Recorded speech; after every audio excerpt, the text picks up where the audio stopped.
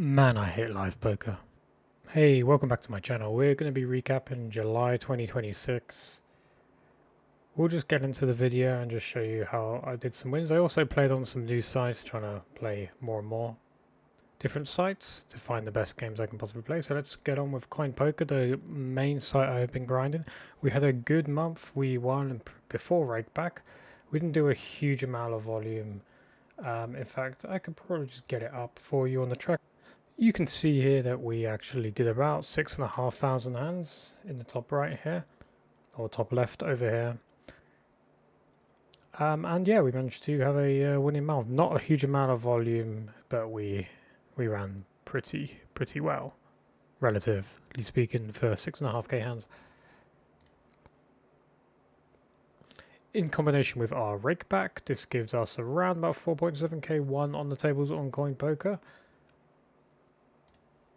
And we also put money into two new sides to play. We played in iPoker and we played in ACR. In iPoker, we absolutely sunrun.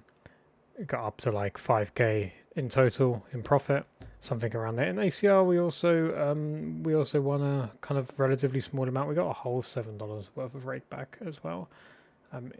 Shout out to the $7 rakeback, but I didn't really play too much ACR.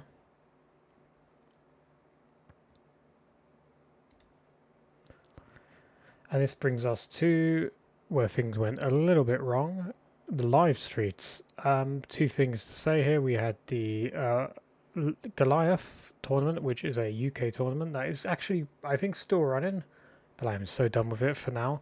It's based in Coventry, which isn't too far from where I live in the UK at the moment. And yeah, it's a big live festival. It's one of the biggest tournament live festivals in the world. I think it's the second biggest outside of WSOP in Vegas. So huge live festival, good cash games, MTTs with extremely high rake. I mean, they've just been sponsored by GG, so that kind of checks out. I thought they probably looked at the model and thought, wow, your rake is incredibly high. You'll be perfect for us. But yeah, we played a couple of events. We lost about $712. This is converted with exchange rates. We obviously played in pounds.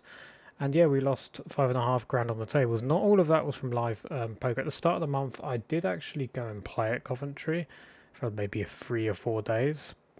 And I also played at the Vic as well, just to see what the games were like. The Vic games are actually pretty good, but the traveling, the cost of traveling, the time it takes to travel, just isn't really worth playing.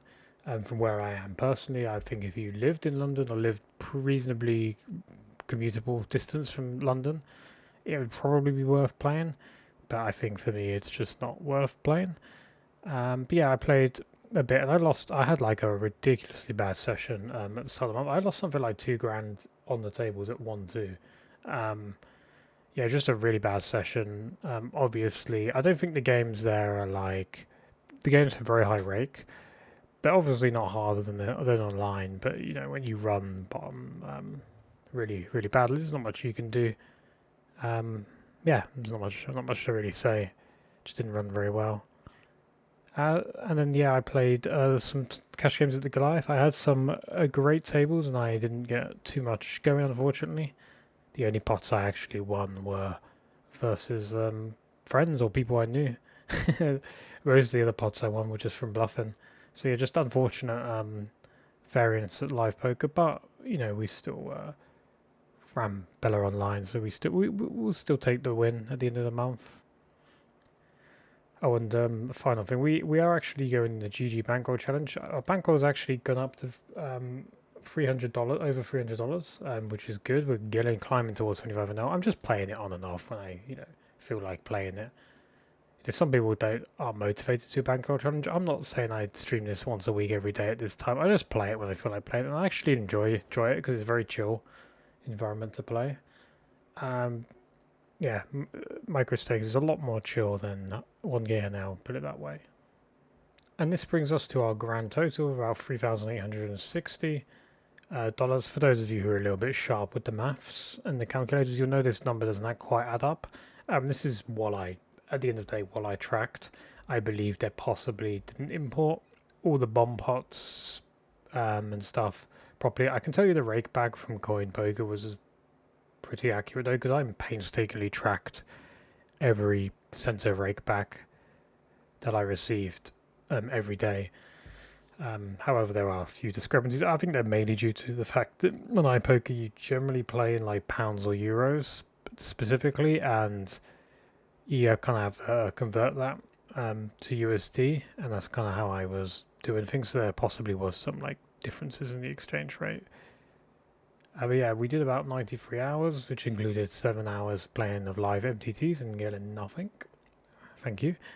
86 hours of cash. Overall, the amount of hours we played playing poker, we $41.52 per hour this month. Yeah, profitable month. We'll take it. Still in a bit of a downswing, but you know, it is what it is. I think it kind of proves that we can win online still. Let's just go over to the conclusion. Online good, live bad. You might be able to tell by my thumbnail. We were trying and mixing new sites. We tried ACR, we tried iPoker. We're trying to like run at least 2, maybe 3 online sites at the same time.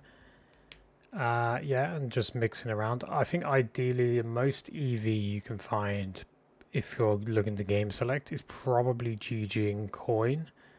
However, iPoker and ACR are sort of lower rake alternatives. I think also Stars could be in there. For 500 plus, Stars and Party just pretty dead. I mean, you probably can get some action, but we're not talking a lot. Maybe 888. I've usually discounted 888 because very poor rake back incentives. But you know, if your objective is just to find good games, you could probably, if you play all 6 of those sites at the same time, you're going to find enough games to. You're going to find at least 4 good tables to play on, at least at 200 now. I can guarantee. If you're trying to play higher, it might not be as hard, easy. However, any other stake, sort of 200 now or below, I think even with just 2 sites, you could find 4 good games at one time. But yeah, that's it. Yeah, ran very well online, as you see. Ran very bad about it. Like online though, the game selection has been a lot more disciplined. I think part of some of the results being bad has just been bad game selection. We haven't ran well, obviously, but I do think we haven't sat in the best games. I think that's a lesson for anyone going through a downswing. Is like it depends on like what you want as a win rate or how much volume you want to put in. But if you're not sitting in games worth playing, then you're more likely to have a low win rate and a worse downswing, especially in this environment. 6.5k hands game selection was much higher, as we talked about, but our volume was down. Also, we played quite a bit offline as well. On iPoker, we ran amazing when we played, but it's a very frustrating site to play if anyone has played it. Between C scripting, bots, lots of software not being great, you know, is not the most amazing site to play, to be honest. Not sure I'm a fan of it too much. I might keep playing there.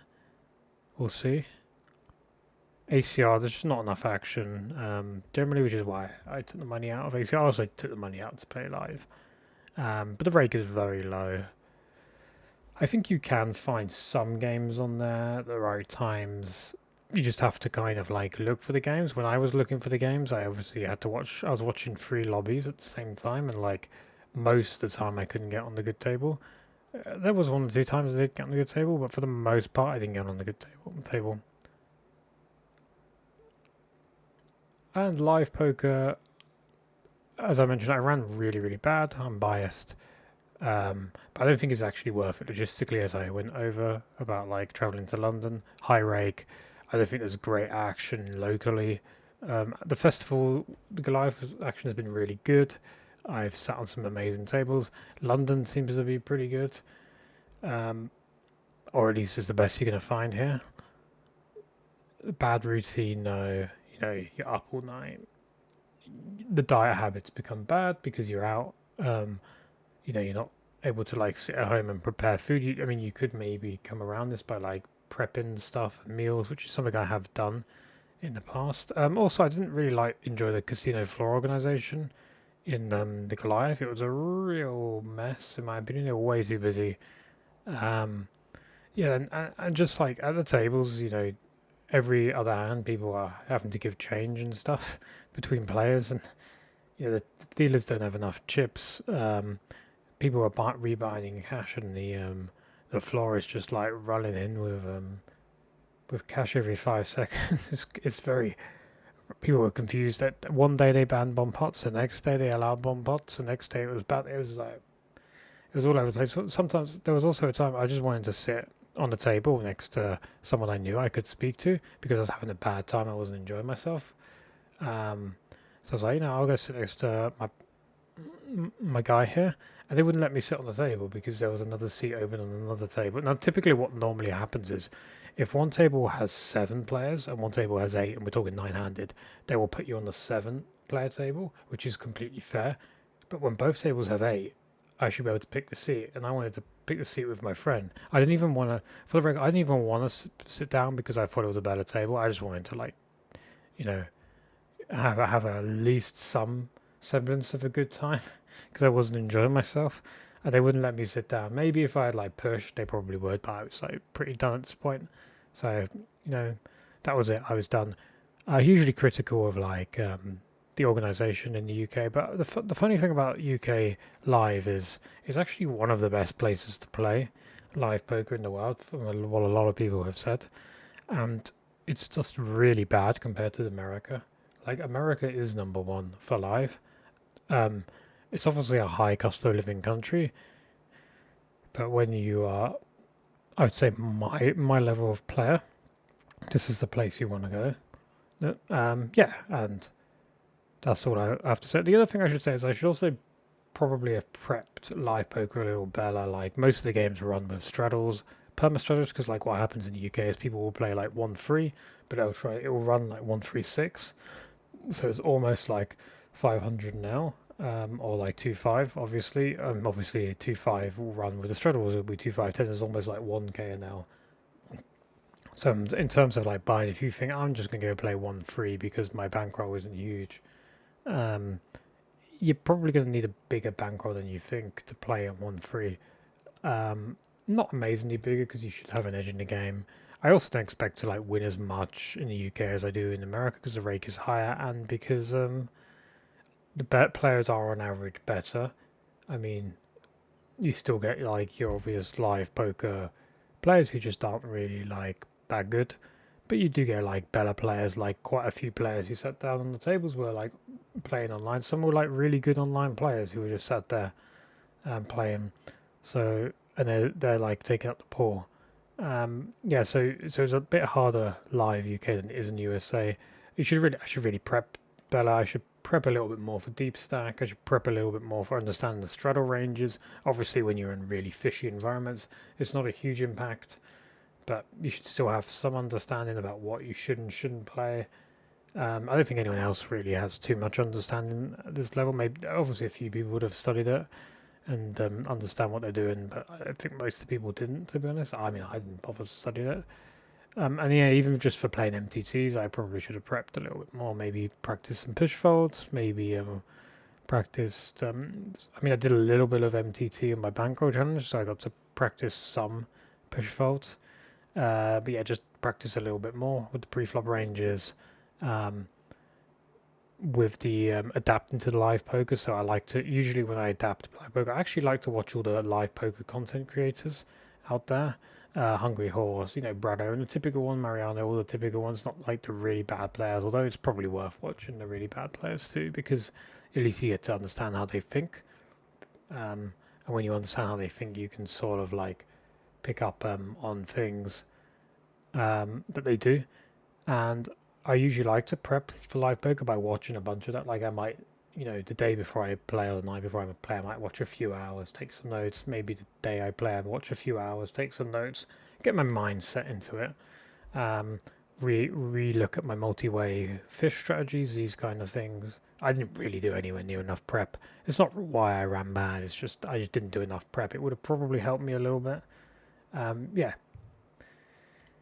Okay, so let's just talk about what the future has coming up for me. We're just going to be focusing on online games, trying to find the best games possible up to NL1K. Also enjoyed, the only times I ran good was when I called my friend Joe, who I've not spoken to for a while. Shout out to Joe and his girlfriend, who's a fan of the videos apparently, so shout out to her. And I also River the Nays versus my new friend Matthew, who ran even worse than me. Uh, that was the only time I enjoyed myself. That's the only time I won big pots was when I like called my friends or sucked out on them, and I was very happy about that. They probably weren't as happy, but at least they lost it to me.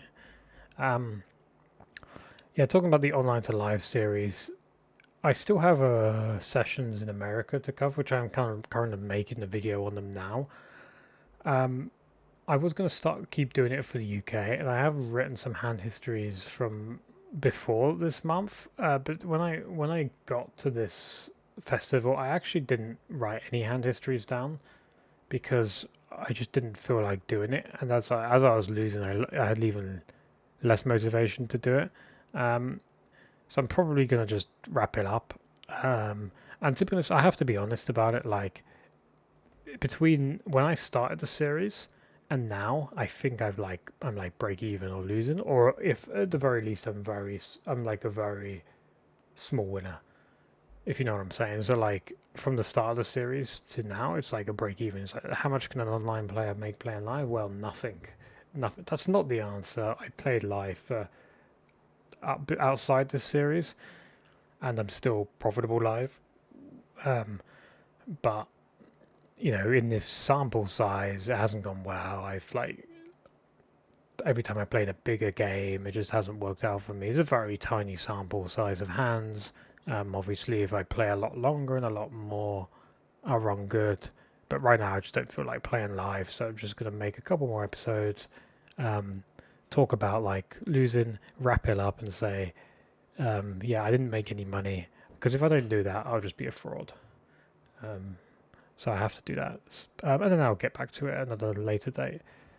Yeah, the studying. I'm going to be studying blind view blind. That's going to be my main focus. Um, this month we're going to be working on that spot. It's been neglected because of playing coin poker with aunties. Blind view blind is different, and then playing a lot of live in America. When I visited America, I played a decent amount of live. So like again in America, unless you're playing in a straddle situation, people don't actually play blind v blind. They actually chop up the blinds in a lot of places because, well, it just kind of saves you money because obviously if you play blind v blind, you are losing 1.5. Well, we'll just say like if you're in the small blind, you lose 0.5 big blinds per 100. If you're in the big blind, you lose 0.1. Obviously, my overall skill. Okay, so I'm going to be talking about my final statement. This is something I was thinking about, which is the love of the game. Yeah, and I made some sort of notes here about what to talk about. But some people have like said, why don't you do this? Why don't you do that? Whether it's in my blog or whether it's in YouTube comments or whatever, just speaking to people. And I just sort of want to sort of talk about the sort of motivation aspect of poker. So this, if you ever have the feeling of like an obsession with poker, I definitely used to have this feeling where I was just obsessed with the game. And I think it's this sort of obsession is like what elite players must have to sort of get to the level they are. When I talk elite, I don't mean like rich people who get to play in games with 6 whales every time. I mean like the high stakes online crashers. They're obviously obsessed with the game. They love poker. They love to play, love to compete. I am the same way, but I'm a little bit of an older man. I'm in my mid-30s. It doesn't look like it, but I am in my mid-30s.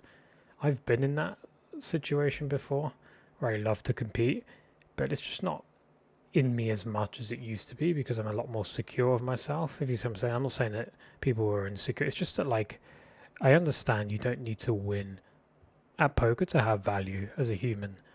So it means less to me, but what I love about the game is strategical stuff and like figuring stuff out that nobody else or very few people don't know. And I do have some things that you know, I have strategies and stuff that I've used that like I don't think anyone's really talked about, or sometimes I see people talk about them a year or 2 or 3 after I talked about them. Some of the stuff, when you learn something by yourself that nobody else has done or does, and you get to use it, and no one knows why, it's really, really satisfying. That's what I love about the game, but that's not where your EV comes from. And I'm more about like, I'm doing it for the money. That's why I play poker. I'm playing for money. And if I play just the bum hunt and like the only way I get excited is if the games are good, I'm going to sit there, and when the games are not good, I'm going to sit there and I'm not going to play the game. And that's happened to me. That's part of why my volume is down. Is like I've sat there, I've opened the tables, and it's like, well, all of the games are terrible on 500 now plus. Even 200 now seems bad. My only choice is to play 100 now or not play. And I'm like, well, I don't want to get up to play 100 now. You can still make, like, if you play good to 100 now table, you can still make like $25 an hour or something. Something like that, maybe even more than that. But like this is and that's better than sitting there and doing nothing. If you're sitting there and doing nothing and you're a poker player, you're not making any money. And that's just the truth of the matter. And I can't get motivated by the game when you spend a lot of your time studying how to beat really good players, and all you really have to do is sit there and adapt to a game where some guy is playing 90 VPIP or 50 VPIP or 40 VPIP, which can be interesting in its own right. Like these meta games, there's a skill to them, but I just can't enjoy. I can't enjoy poker like that. Doesn't mean I'm going to quit poker. What that means is, to me, what I have to do is be in my process of study, and my process of playing the sessions I want to play. My process of curiosity when I'm just playing the game, I'm just thinking, what is the best decision here? What's the highest EV decision? In the hand that I'm in, it doesn't matter whether I'm still on a bad table or not, and I'm about to leave it. If I'm in the hand with a very good player, I want to make the best decision possible, and not think about the results. Like, okay, this is definitely the spot I want to bluff, and I want to make these hands fold because this makes the most sense to make, because these hands are in a range and they fold, and these hands are indifferent, and hopefully they're going to fold them more than they're going to call them. But then I get to the spot and they call one of the indifferent hands, be like, well, it didn't work, but I'm happy with the decision. That's the sort of process I like, and the study, and like the deep dive study. I've been told this seems to burn you out. Doing deep, in a way, it can burn me out when I combine the deep study with a lot of volume. But it's worth doing. It's worth burning out a little bit, because like I don't need a lot of time to take a huge break. A couple of days is enough for me, and I'm back to it. If I burn out a little bit, I'm not taking like 2 weeks off the game. I don't have time to take 2 weeks off the game. Yeah, I just enjoy doing that part of the game. I don't enjoy bum hunting. I don't like the fact that the environment is this. And I can tell you, I'll tell you a story. Like I was playing the Goliath, and there was a drunk woman who had some very personal issues. She was clearly going off. She was playing like 90 VPIP. She was drunk or something. Oh, I don't know what was wrong. We played a hand against each. I played a hand with her and another massive 90 VPIP action player. It was all in pre-flop. It was like she had 500 quid, he had 700 quid. I had obviously covered them both. I got in with queens pre. She had fives, he had 9-4 suited, and I came last because the board came out of 5-4-4 something. so I came last, obviously.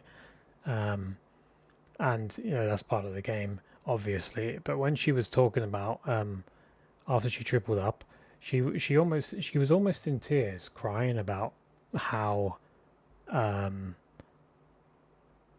she played fives because she felt like she had to win, and her father had recently passed away, and like she really needed to win and stuff, and it was like you know and I was like looking at this player, and I was like, that's very true, my dear, but what's going to happen is you're going to keep playing and you're going to lose all your money.